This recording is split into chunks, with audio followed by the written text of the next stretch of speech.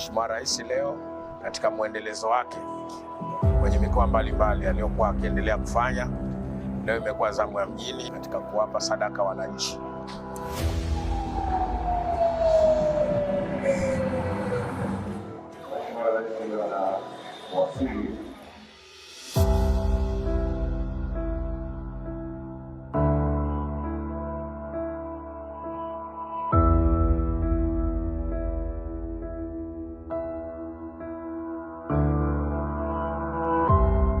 Mheshimiwa Rais, kama ulivyo utaratibu wako, umekuzana hapa kwenye mkoa wetu mwendelezo kuja kuwagawia wananchi wako futari. Utagawia familia 6 kwa niaba ya familia 3,000 ndani ya mkoa wetu kwenye wilaya zetu zote 5.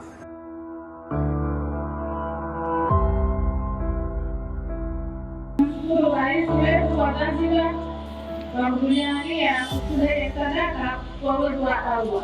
Tokea Jemba kule mikoa yote miwili, na leo niko hapa sasa hivi, na baadaye jioni nitakuwa mkoa wa Kaskazini.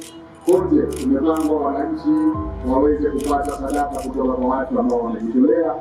Nachukua fursa hii kuwashukuru wale wote waliojitolea kuisaidia serikali kuweza kuwasaidia wananchi wake.